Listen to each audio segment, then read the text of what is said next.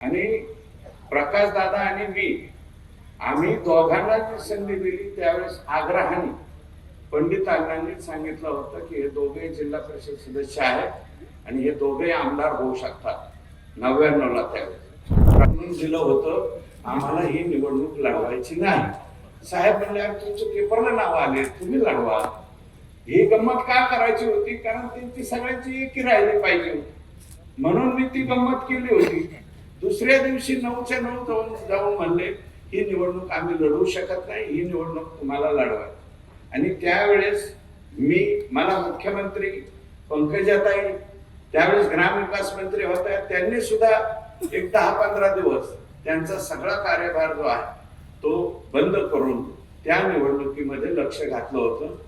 आणि सगळ्यांनी सर्व नेते मंडळींनी जे म्हणून आता जे माझ्या विरोधात होते ते विरोधातच काम करणार नाही, त्यांना मी दोष देऊ शकत नाही कारण त्यांचा पक्षाचा उमेदवार होता।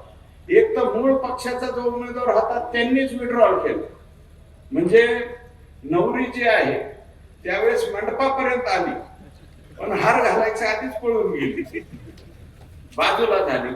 आणि नंतर दुसरे नवरदेव उभे केले त्यांनी, दुसरी नवरी उभा केली ती उभी केली आणि लोकांनी मतदान केलं। सर्व पक्षभेद विसरून जातीभेद धर्म असलं काही मनात न ठेवता मला सुद्धा सगळ्या लोकांनी मतं दिली। आणि विशेषतः जे मतदार पक्षाला मिळणार अशी मतं सुद्धा मोठ्या प्रमाणावरती त्यावेळेस मला मिळाली। मी काही दिवस राष्ट्रवादी काँग्रेस पक्षामध्ये असल्याच निश्चितपणे त्यावेळेस मला फायदा हा झालेला होता, हे नम्रपणे सांगतो।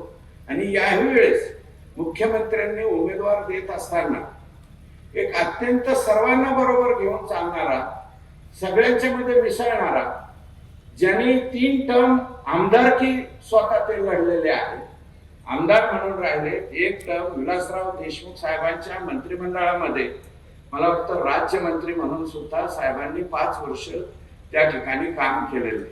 आता या स्टेजवरती राज्यमंत्री म्हणून काम केलेले आम्ही 4 लोक आहोत। आमच्यात बसवराजी राज्यमंत्री पदाच्या बाबतीत सिनियर आहे आमच्या सगळ्यांना, नंतर बदाम आबा सिनियर आहे, मला वाटतं आबा सिनियर असतील कारण ते 95च्या नंतर त्या कालावधीमध्ये 4.5 वर्ष, नंतर 99ला बसवराज होते, नंतर प्रकाश दादा झाले आणि नंतर मी सुद्धा 1.5 वर्षासाठी राज्यमंत्री त्यावेळेस राहिलो।